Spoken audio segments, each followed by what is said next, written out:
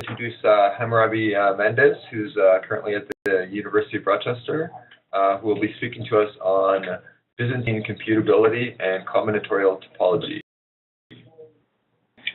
Hello. As I said, my name is Hammurabi Mendes. I am a postdoctoral associate here at the University of Rochester. And I will talk about between Byzantine computability and combinatorial topology. I can't move my.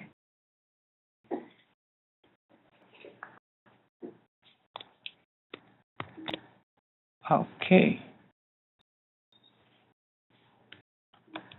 Huh.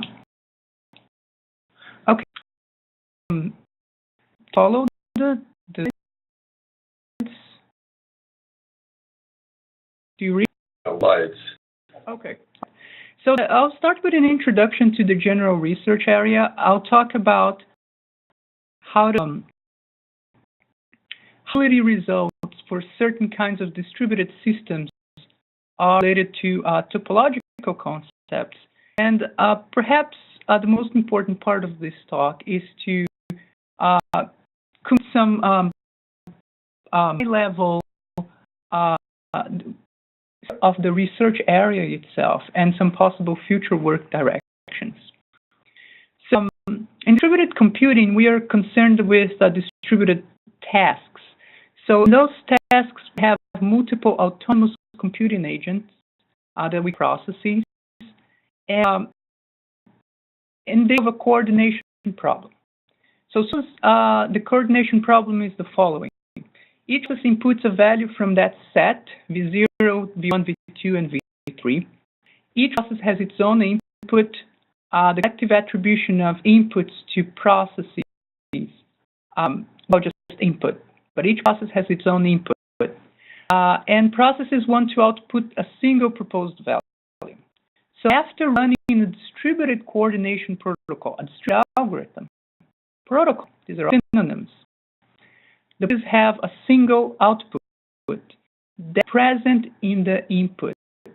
So 2 and V1 are both legal outputs. This task is a consensus task, a very fundamental task in the area of distributed computing. So it's just a distributed algorithm solving tasks. Our motivation, part of our motivation in that research area is to get necessary and sufficient conditions for solvability of tasks. That is the motivation of the work, of course. The motivation of this talk is to overview this research area for the algebraic topology community, and hopefully to create collaboration bridges with this. Okay? Just to execute these distributed protocols, these distributed algorithms, you imagine that you have a graph interconnecting the nodes. They communicate by message passing. Whenever a process sends a message, you can reliably identify the sender, so you know where that message comes from. So it's as if you had private pairwise communication channels. Channel is first in, first out, right? Follows the order that the messages were sent.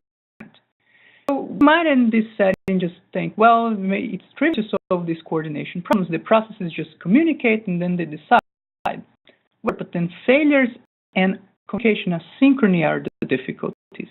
And what we see, what we really consider in this area, so our overall model for failures and asynchrony is following. So we have two scenarios, our two models for failures. In the one called crash failures, we assume that processes behave correctly, but they at any point without any warning may just crash and stop talking. Byzantine failures, the processes are arbitrarily, even maliciously, so they behave in any way. In terms of communication, we have synchronous systems in which you can imagine that you have a global clock And every time this clock ticks, all messages from the previous global clock pending are delivered simultaneously. And also have asynchronous systems where you have that global clock. Processes send messages. That message is guaranteed to be delivered at some point in time in the future, but you don't have any upper bound on that delivery. Different failure and communication models. I worked with Byzantine failures both in the synchronous and in the asynchronous systems, and I'll quick overview this research here today. The problem with the combination of asynchrony and failures is that when you execute a protocol, a distributed algorithm, these algorithms are designed such that each process knows the number of processes in the system. So you know how many processes you have. We call it usually by n. T is also known, is an upper bound on the number of Byzantine processes, right? But the problem setting of asynchronous communication and Byzantine failures is that a process, right? Process sends a message that, since the system is asynchronous, will at some point, but you don't know when, in process not to send any message. So as a process or a process that sends a message that's low will eventually reach you. That message will eventually reach you, but you don't know when. And a Byzantine process may simply decide not to send anything. So you cannot wait for a message from a particular process, right? That process might be a Byzantine process, and you don't know the identity of those Byzantine processes, malicious processes. You don't know them. But there are alternatives to alleviate a little bit of behavior of those Byzantine processes. And talk about one primitive that we actually use, or that analyze our topological model of executions. So many distributed algorithms are centered on the idea that you have to broadcast a value to every other process. Byzantine setting. So when processes can fail in the Byzantine model, this may simply send a message, call it a broadcast, but send contents to two different processes, right? We don't want that situation happening. There is an underlying distributed algorithm called reliable broadcast that guarantees that messages labeled as broadcast are actually a broadcast. They are consistent. They are the same across every process. Important. We model those protocols as information protocol. So study the complexity of those protocols. In other words, we study when we have a protocol solving a certain task or not by abstracting the protocol in a full information protocol and putting the problem-specific details in a single function. So here it works. Even that you have many rounds of communication. Process an initial state, which is the input. Certain number of rounds, virtual rounds, which is problem dependent. You send your current state to everyone else via reliable broadcast. So send the same thing to everyone. Then you wait for one. So call n plus 1 the number of processes. There's a certain on our research on whether the number of processes is n or n plus 1, but for this slide, assume that the number of processes is n plus 1. So you're basically waiting for processes minus t messages. This is as much as you can wait. If you wait for one more message, you had t Byzantine processes that didn't decide to send anything, and you'll be waiting forever. So for as much as you can, And you do that iteratively. So wait for messages, you update your state, and then you go for the next virtual round. And you update the problem-specific decision function, and you decide accordingly, right? So we abstract those problems, or excuse me, protocols, as information protocols. So and how we model tasks. So back to the previous slide, I mentioned that you can see that you have the reliable broadcast primitive over there. So reliable broadcast is just a way that allows in the Byzantine system to communicate in a consistent way, but to model the tasks. And that's where the tools of combinatorial topology start to arrive. We model those tasks as simplicial complexes, and the solvability is given in terms of topological properties of those complexes. So crash failures. So you have the processes can only fail by crashing, right? Suddenly become silent and not communicate with anyone else. Just fine. Then I'll move to Byzantine Systems. So there is an attribution of the input values to processes, and we made it as a simplex, where each vertex of the simplex is aware of the process, the input that was attributed for that process. Here I'm saying that process 0 starts with V0, process 1 starts with V1, process 2 starts with V2. And possible inputs, or all the possible attribution of values to processes, form a simplicial complex. That's you can think of that consensus task that I mentioned in the beginning. Similar concept for outputs. So here I have a simplicial, I have a simplex.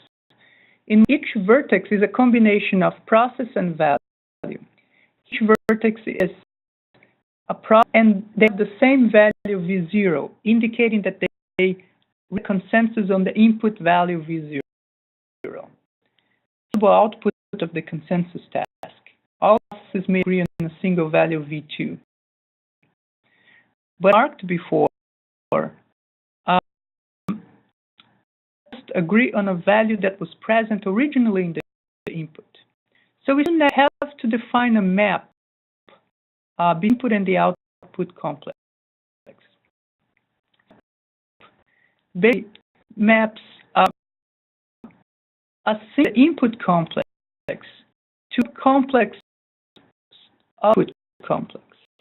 So it's saying the simplex that you see on your left is input.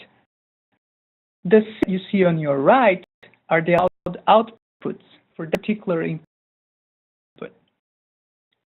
So for another input, maybe the top simplex is not allowed anymore as a potential output, and for the consensus task, it's because V0 was not present in that particular input, right? Carrier map, and I invite you to look at the paper, the details, but those maps are defined formally, of course. Failure model. A task by a triple. So a distributed coordination problem we want to solve is a triple of input complex,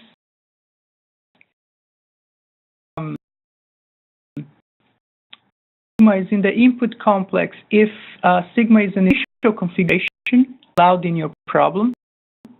Function of those representing the initial configuration is n, so that's why some say we assume n plus 1 processes.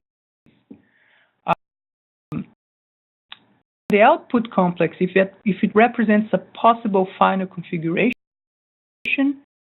processes may have failed in the way of getting to an output, and the establishes which outputs are allowed or fine when you start with a certain input, right? Carrier map. So solvability is given in terms of topology, sense that we can establish sufficient conditions to solve a problem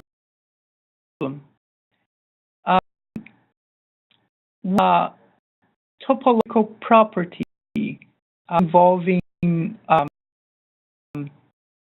the definition in this case. For example, a crash failure task is solvable even only if the continuous map from the geometrical realization of the input to the geometrical realization of the output carried by delta. Right. So this result, there was a sequence of results that appeared in the 90s, but also were stable for crash failures. My work concerns Byzantine systems. So those systems where processes can fail arbitrarily. So our model is the following. There's a set of Byzantine processes. You have up to T of them chosen by an adversary. The output values of known faulty processes should be distant somehow, problem-dependent, consistent, with the use of the faulty processes only. So training outputs in terms of inputs, and this is like the definition of our map delta. But we care about known faulty processes. Right? So that concerns known faulty processes only. So present a task in the Byzantine model is still a trio of input, output, and delta. But only represent the input configurations, output configurations, and the mapping between input and output, the known processes. Right? Basically, what we do is we use representation as crash failures. Right? There is a interpretation of what they mean, but we still use the same notation. We are able to serve that notation with certain assumptions in the model. So you mean that problem I talked before on equivocation. So equivocation was that problem where the pin processes can label a message as a broadcast, but send different contents to different processes, right? And these protocols were some researchers were considering Byzantine protocols for years since those results from crash failures showed up. And initial trouble was to deal with that situation, that Byzantine processes now can send different information to processes and know that as a broadcast. But it's really saying, well, this is not a problem. We underlying distributed protocol that solves this problem. This isn't anymore. The real problem really is as an identity problem.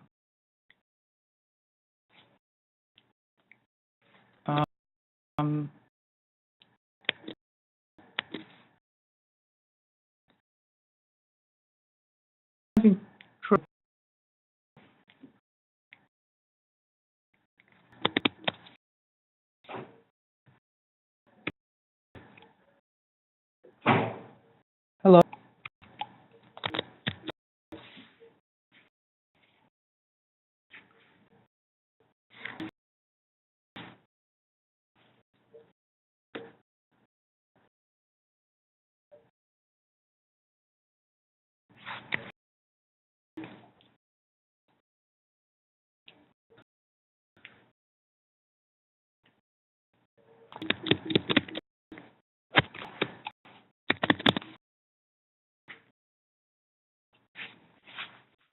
Is your crash? Can you close and open it up again? Yeah, can't even close the application. Let me see what's going on. Maybe just quit it and then up again. But I don't see the menu because I'm full screen. Let me see what I can do here.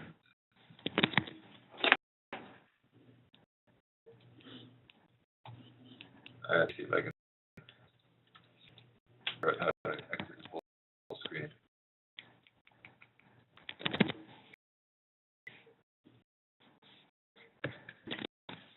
Yeah, keynote. Escape, does that work?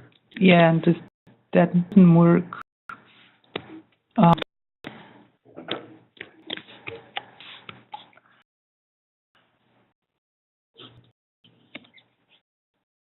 Okay.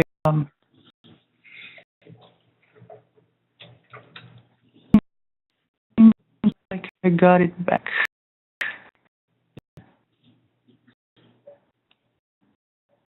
Can you see the moving presentation? Okay. All right. So going back to that, researchers usually considered that problem, that fact that Byzantine processes send different information as a fundamental problem. And much is to say, well, this is not a fundamental problem because we have a primitive, we have a fundamental distributed algorithm that's this problem. The real problem is more an identity problem because you have your good processes. Say, T in all of your processes, take T of them that could be potentially Byzantine, good processes. So out of your n+1 processes, you take T, you get only the good processes. But they're Byzantine processes, and they introduce a new value. So basically, start computation with a certain value and behave as if they were good, right? And introduces some ambiguity. So this is P1, which is actually a good process, may think, oh, I don't know whether the input was that simplex that you see in your back or the simplex that you see on left. I'm talking the faces of these three simplex that you see in the slide. So, of fake inputs by Byzantine processes, and you can have more than one, of course, you have T of them. So they introduce these fake inputs and yet behave correctly, right?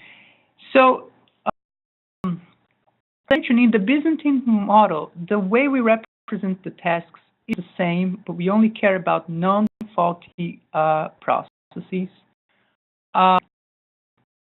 So the complex is represented the same, but we only have n.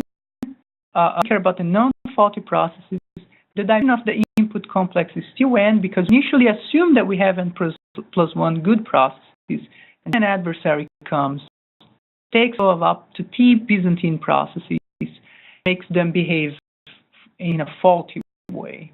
So the output complex only represents configurations of non-faulty processes. The map is the same, but only concerns non-faulty processes.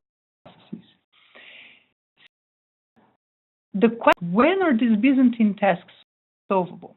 That the problem is not really the fact that they send different information and label it as broadcast. It's an identity problem, right?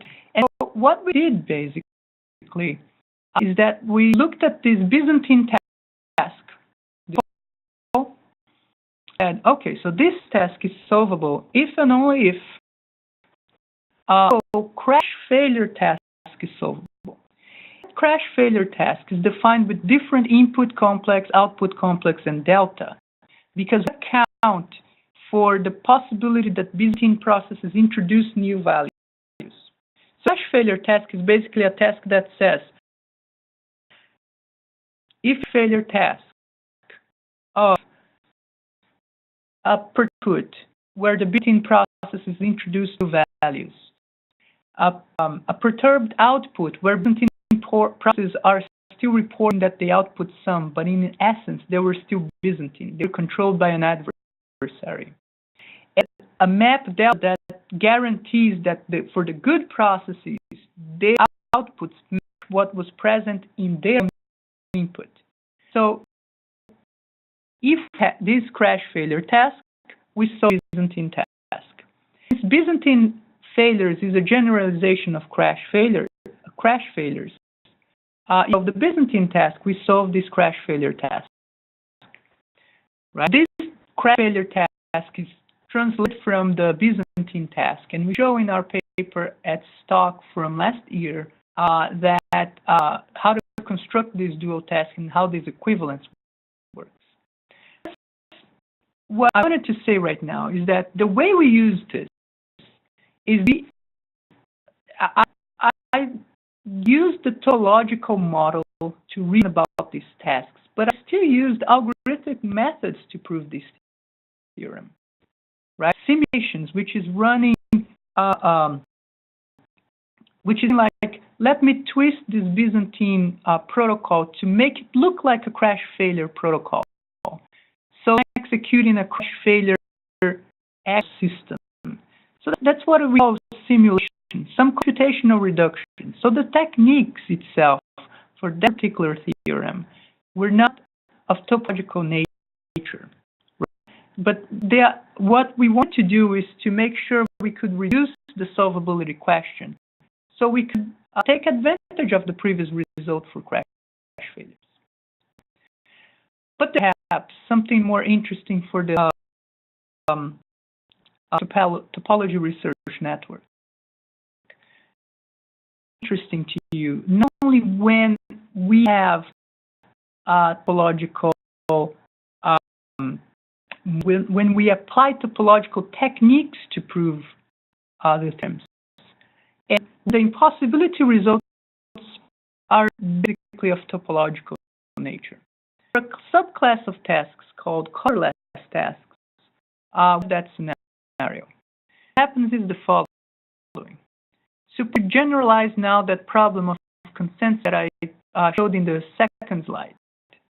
So processes start with those values, V0, V1, V2, and V3. So processes start with values. But instead of agreeing on a single one, among processes, each output a value, and among all of them, you can have up to 3 values decided. So suppose, for an example, that k equals 2. What I'm saying is this. This problem does not talk attribution of to processes.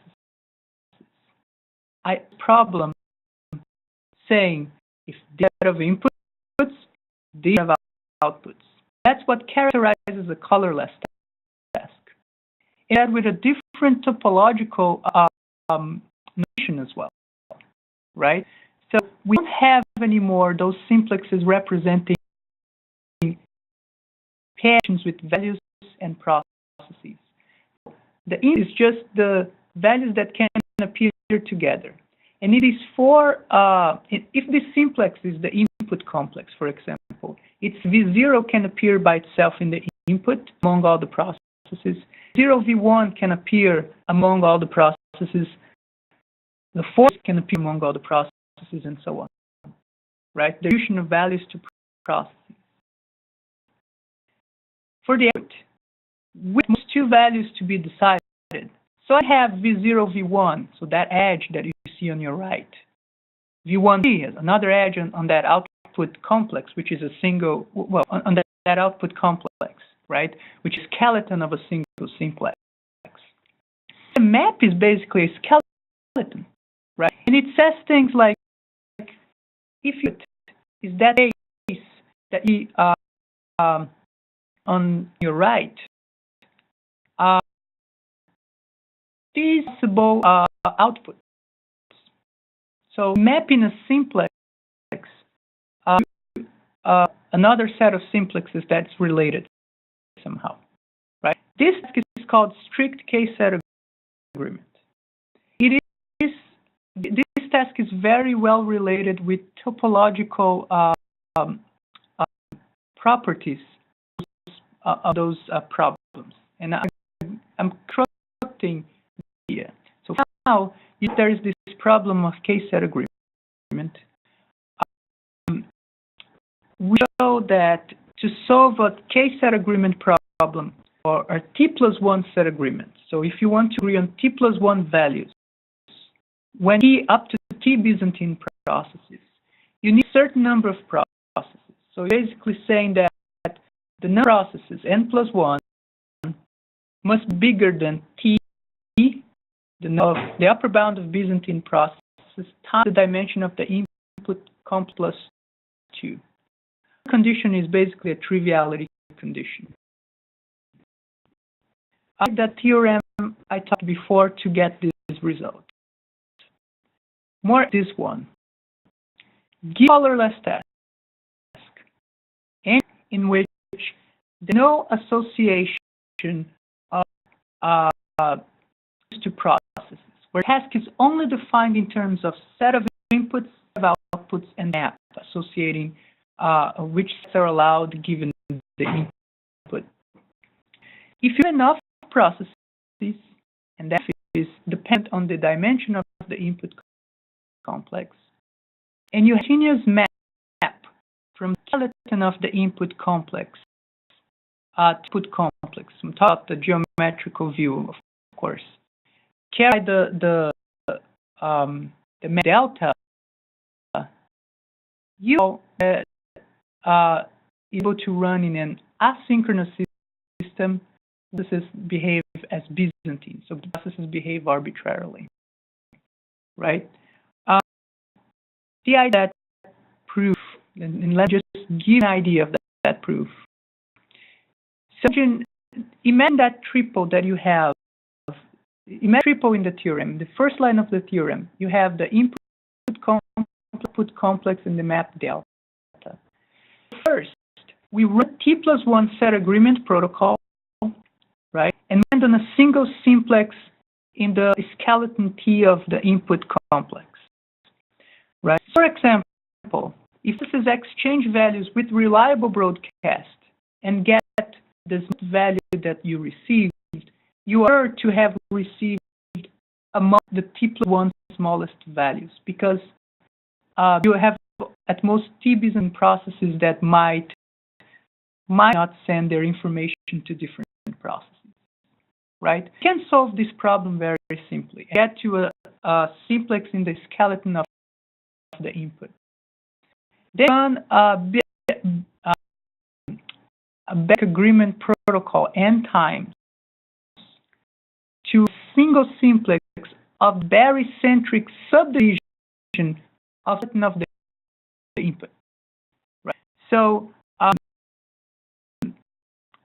the agreement task is one in which processes start with vertices or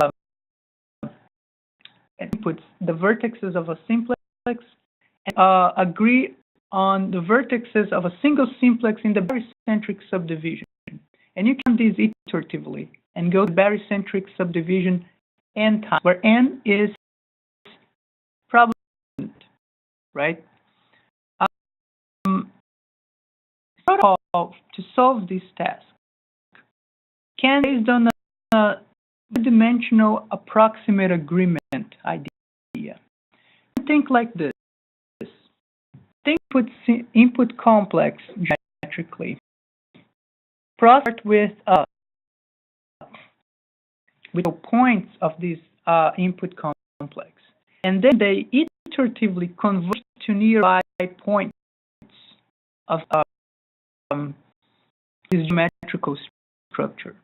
So you can these processes converge to nearby points such that they are within a ball of the over 2 radius, where lambda is the Lebesgue number, for example.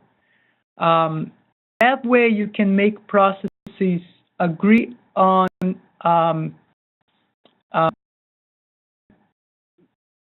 same simplex, right? Create open cover and you converge to nearby points to something smaller than the Lebesgue number, and then you pick one simplex in the open cover such that that is the point you reach, right?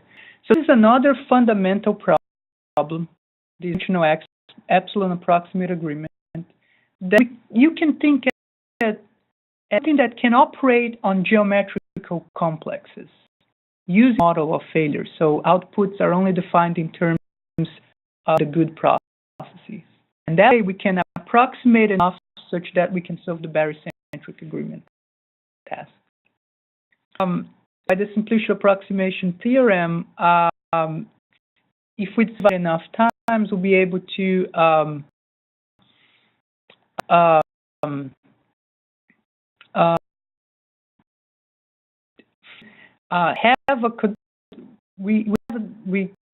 we apply the simplicial approximation to choose vertices in the output complex, and which is the simplicial approximation with respect to the conditions imposed by delta, which F, the continuous map, does, right? So this is where the topology techniques start showing off in the proofs, right? And the theorem itself is expressed in the existence of continuous functions, which can be seen as a topological measure for a possibility result. So saying that a protocol is possible if that continuous map exists, and the number of processes is high enough. So that's what the theorem says. And note that this theorem combines this notion of, you need a number of processes. So you need to execute certain bits in your continuous map to make sure that you can actually solve the problem, that you don't have a topological barrier for the solution.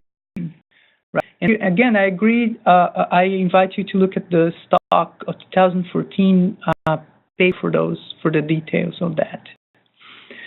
So for the synchronous Byzantine systems, I would like to go that a little quickly. That I'm probably going pretty quick on the whole presentation. But the point is that the techniques, or the way we think, using the combinatorial topology techniques to solve or to figure out impossibility results for synchronous systems is completely different. And to show that difference, know how we need to think in a synchronous system.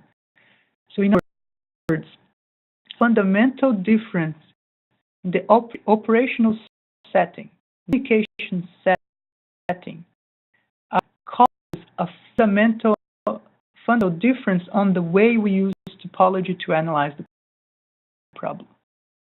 Right. So let me start with this. Before, I was talking about modeling tasks as simplicial complexes.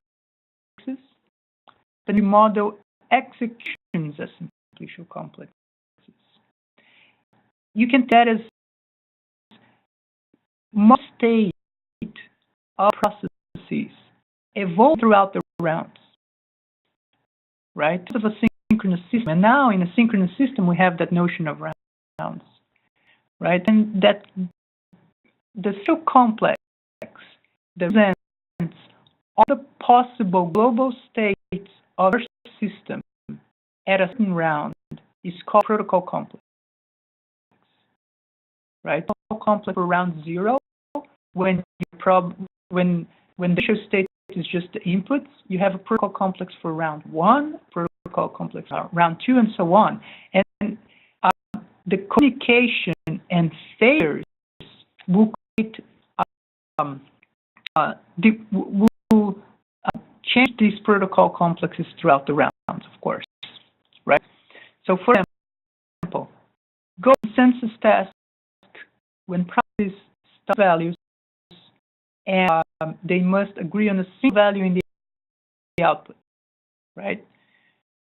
Assume for simplicity, just for the sake of illustration, that you're executing the problem, or you're in a system in which processes are solving that problem, executing a protocol to solve the problem, and up to one process can be faulty, right? And assume, again, for simplicity, for introduction, that you only have crash failures, okay? So the following. Here is the initial configuration of your system, for example. P1 starting with value green, P starting with value blue, P3 starting with value orange, right? So have some sort of adversary. And we can have one process to fail. What would this process to fail? Say 1. If P fails, here a protocol complex representing all the possible states after round 1 happens, after the first round of communication happens. So this simplex here, so it contains P2 and P3 because these are the only processes alive. And this simplex represents the situation where P1 sent its value to both of them and right. This is the bottom represents the situation where P1 not send its value to anyone and be sending anything. We have a situation where P1 sent its value to one process, then and the other process didn't see the value. And here's the situation, right?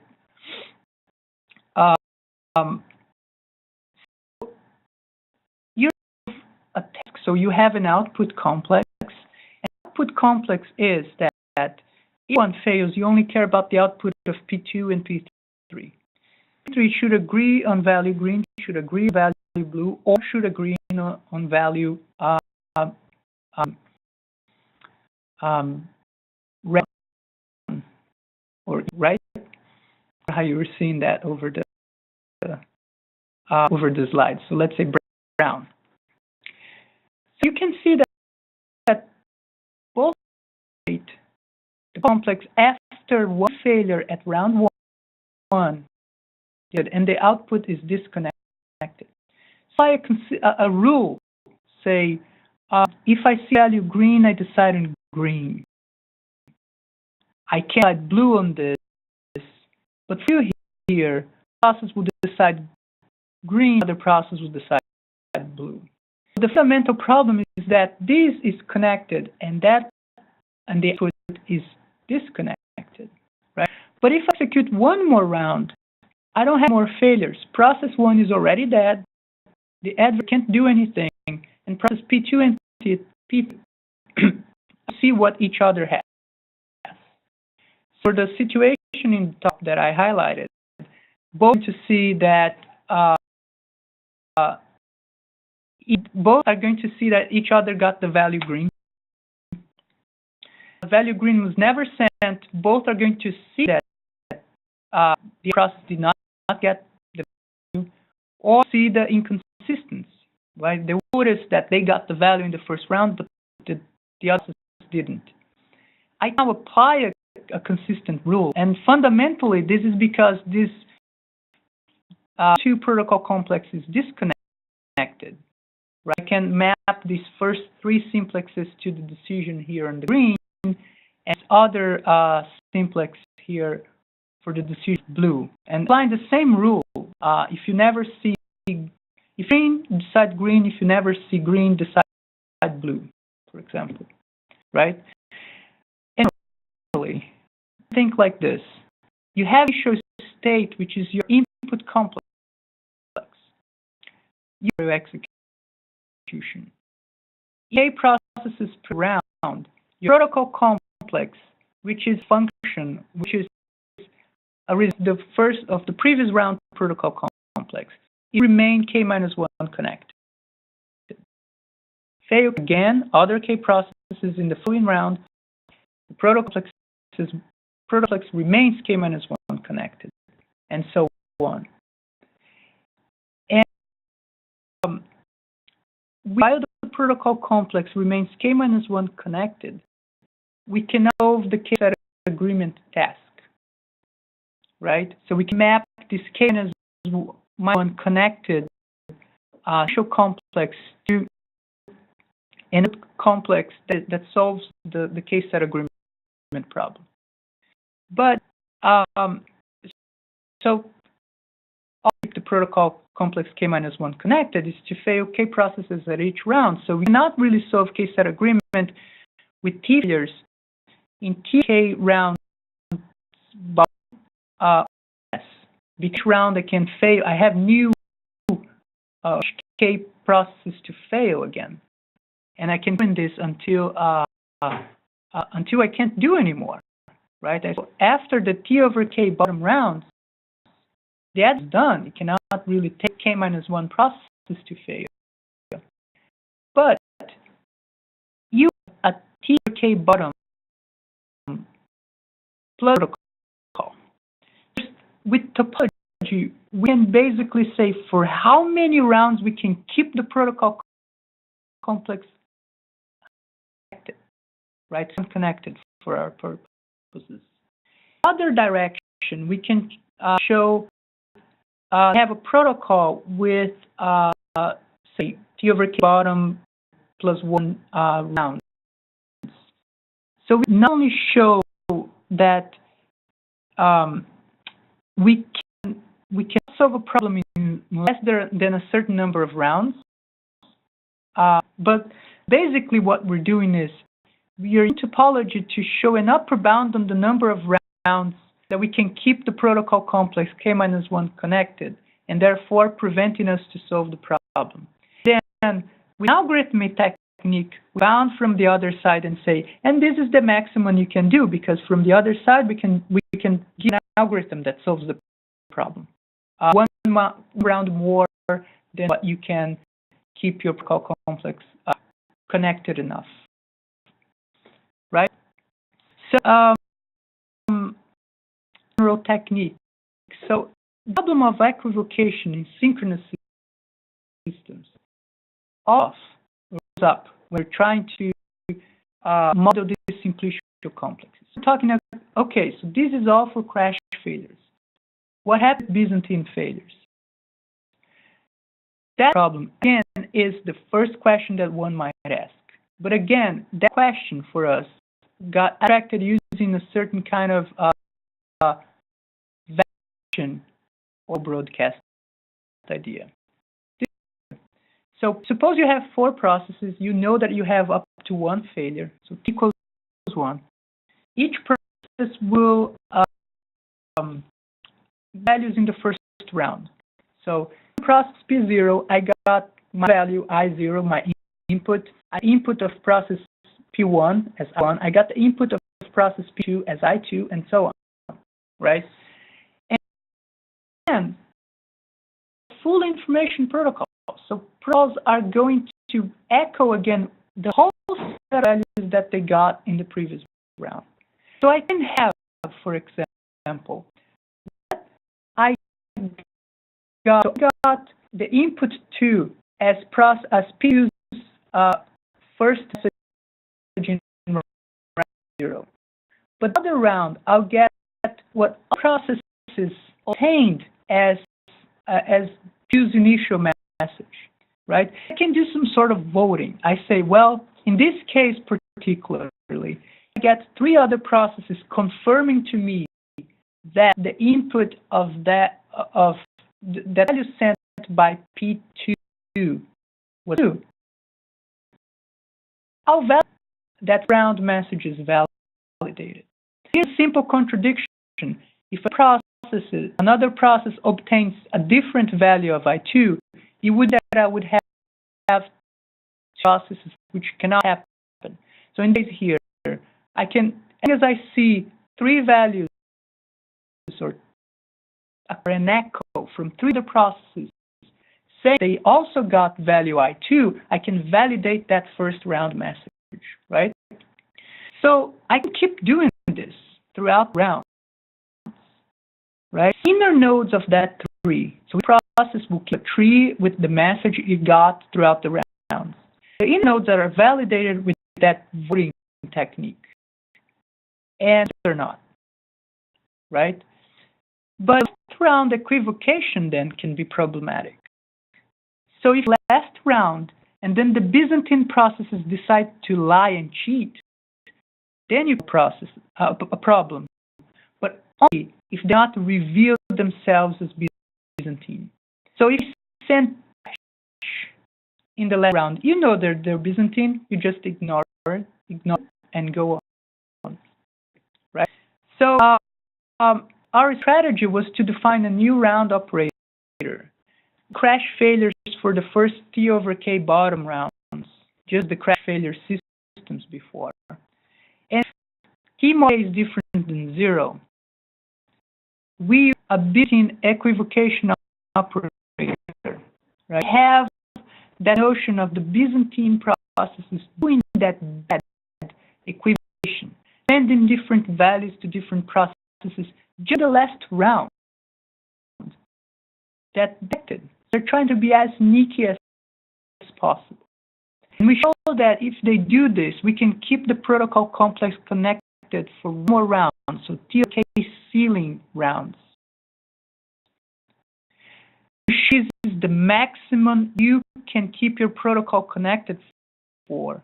We K-set agreement protocol that executes in one round than that. So topologically, that's the maximum amount of rounds you can keep your protocol connected for, in essence, right? And we depend on certain operations, a number of processes is big, so we can execute our algorithm. Our results apply to a setting where the number of processes is big enough, right? So that's the strategy we used. I'll leave some space for questions. And so I have some details on that equivocation round paper, but I prefer to jump to the conclusions and to hint on future work. And interested, I can overview the Byzantine equivalent, the last round of a synchronous system.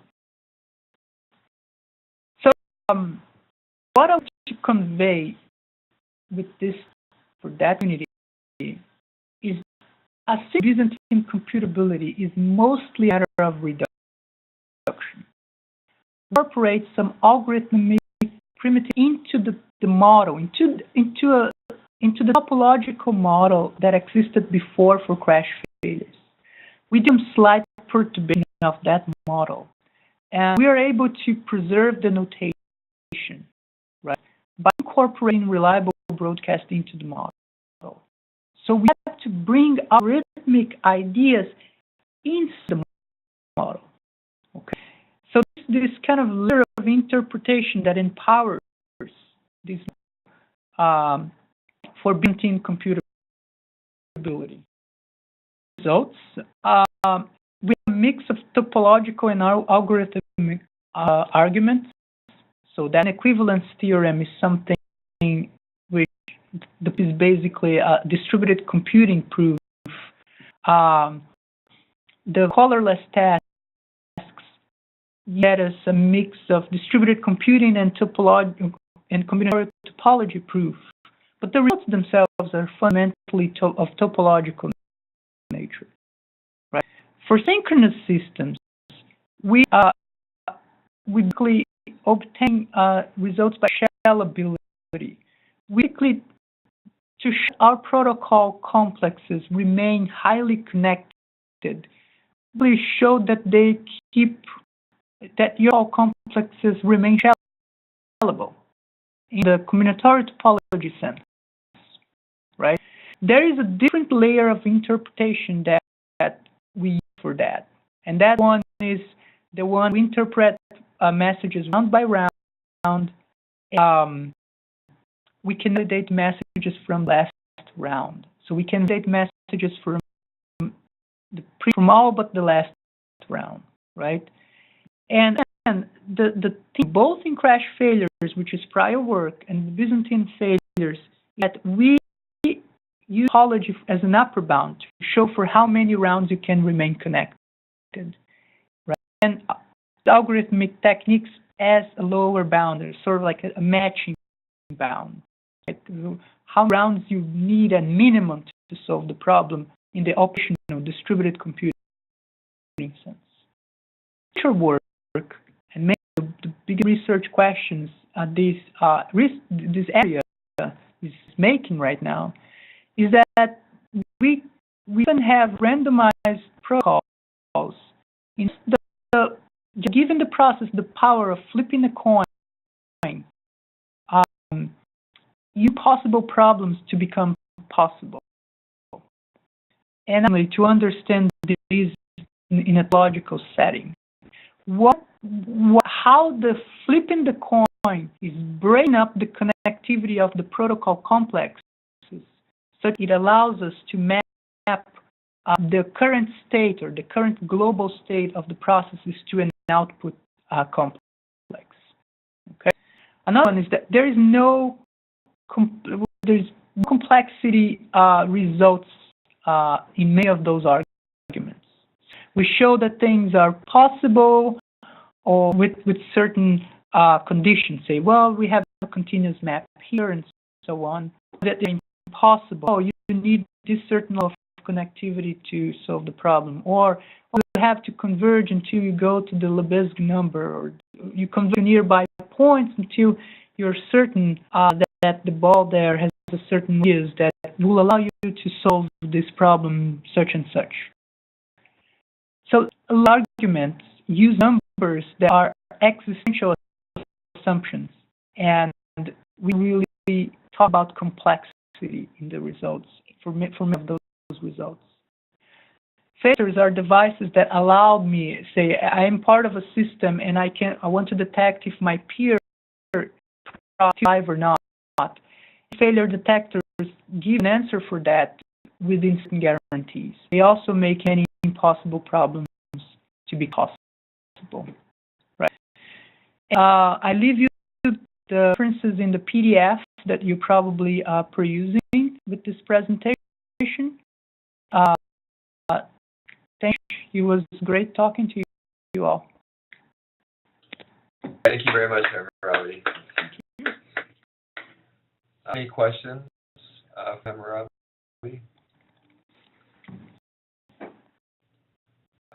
And you had a theorem for the colorless text, so in the asynchronous setting. Yeah. You gave sufficient conditions for a T-resilient Byzantine asynchronous protocol. Yeah. Necessary. For certain kinds of tasks, for tasks where the data presentation from there, correct? Okay, so when the situation is that delta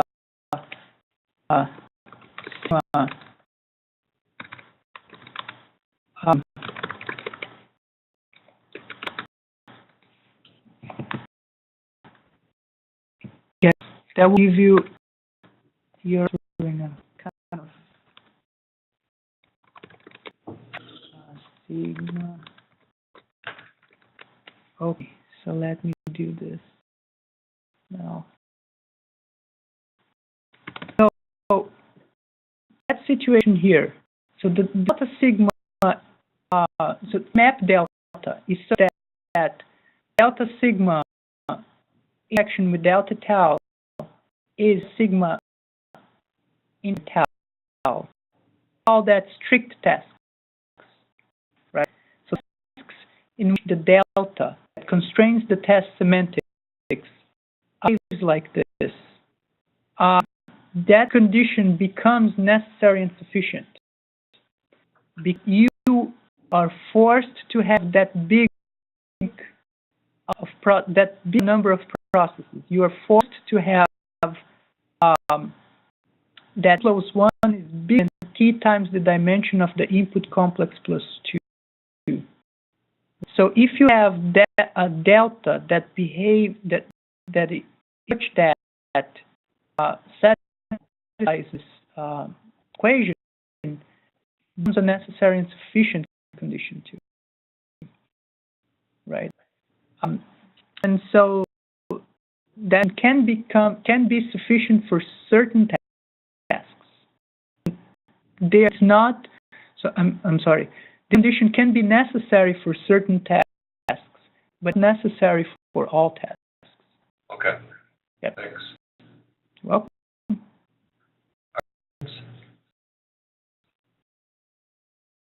Okay, thank you again.